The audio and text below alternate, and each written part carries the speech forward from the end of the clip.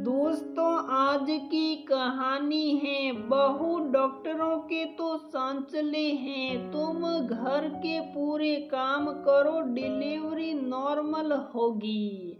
दोस्तों, कहानी शुरू करने से पहले अगर आपने हमारे चैनल को सब्सक्राइब नहीं किया है तो सब्सक्राइब कर लीजिए ताकि आपके पास पहुंचे हर नया वीडियो।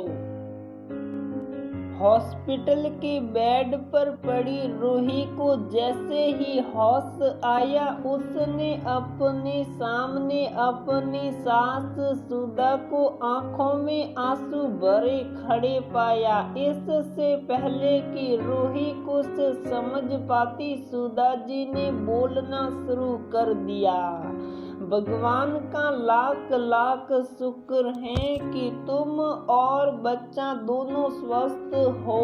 अगर एक को भी कुछ हो जाता तो मैं खुद को कभी माफ नहीं कर पाती। फिर रूही के सामने हाथ जोड़ते हुए बोली, बहू एक विनती है तुमसे, तुम मेरे बेटे और डॉक्टर को मत बोलना कि मैंने तुम्हें कहा था पोछा लगाने को।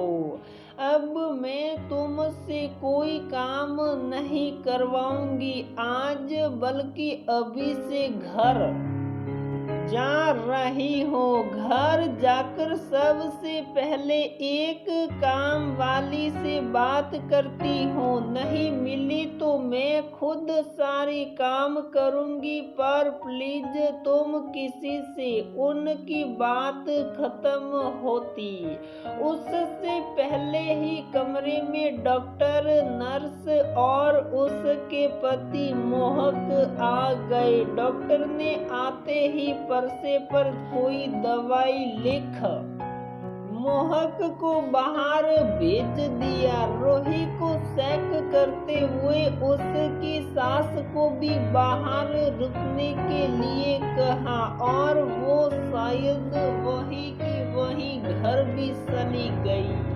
क्योंकि उन्हें घर पर खाना भी बनाना था और उसके लिए भी भेजना था। डॉक्टर के जाने के बाद नर्स ने मोहित को दवाई समझाई और रूही को आराम करने की हिदायत दे वो भी चली गई। नर्स के जाते ही मोहित ने प्यार से उसके सर पर हाथ रख थोड़ा डांटते हुए कहा, तुम्हें पता है रूही, मैं कितना डर गया था कि कहीं तुम्हें या अपने बच्चे को कहीं हमेशा के लिए न खो दूं।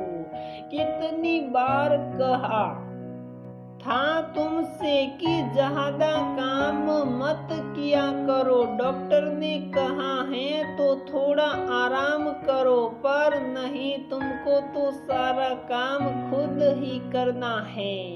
जब मोहक की बात खत्म करने से पहले ही रूही ने उसके मुंह पर उंगली रख झूठा गुस्सा दिखाते हुए कहा, मोहक, मैं अभी भी हॉस्पिटल में हूँ और तुम मेरी परवाह करने की जगह मुझे डांट रहे हो। मैं और हमारा बच्चा बिल्कुल ठीक हैं। अपनी गलती का एहसास हो। मोहक प्यार से रूही के माथे को सूम दवाई खिलाई और उसे आराम करने को बोल। वो वहीं पड़ी बेंच पर अपना मोबाइल लेकर बैठ गया और रूही कुछ दिन पहले की घटनाओं को सोचने लगी। वो मोहक और उसकी सास कितनी खुश थे जब उसे पता चला कि उनके घर एक छोटा मेहमान आने वाला है।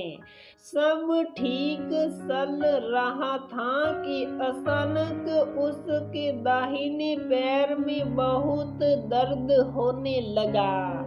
डॉक्टर को को दिखाने पर पता चला कि पेट में बच्चा जैसे बड़ा हो रहा है, वो उसके किडनी पर प्रेशर डाल रहा है, जिससे उसमें इन्फेक्शन हो रहा है। डॉक्टर ने कुछ दवाइयों के साथ उसे ज़्यादा से ज़्यादा आराम करने की सलाह दी। मोहक ने ये बात अपनी माँ को बताई और घर के काम में हेल्प करने के लिए किसी को रखने के लिए कहा और सुधा जी ने रख भी ली एक काम वाली। पर कुछ ही दिनों में उनकी बहन यानी मोहक की मौसी ने फोन पर सुधा जी को सलाह दी कि अरे दीदी, ये तो आजकल डॉक्टरों के शौचालय होते हैं, काम नहीं करो, आराम करो। क्या हमने बच्चे पैदा नहीं किए? हमें तो कभी कोई तकलीफ नहीं हुई। आप तो बहू से खूब काम करवाओ, पोसा लगवाओ। पोसा लगाने से बच्चा हष्ट पुष्ट होता और डिलीवरी भी नॉर्मल होगी। अगर बहू यूं ही बिस्तर पर पड़ी रही तो बच्चा तो कमजोर होगा ही, साथ ही पेट फाड़ कर बच्चे को निकाला जाएगा। फिर करती रहियो महीनों बहू और बच्चे की सेवा। गांव के परिवेश में पली बड़ी सुधा जी को अपनी बहन की बात बिल्कुल सही लगी और उन्होंने यही सारी बातें रूही को अपने तरीके से समझाई। तो रूही को भी यही लगा कि उसकी सास को तो अनुभव है इन सब बातों का, तो वो जो सलाह दे रही है सही ही होगी।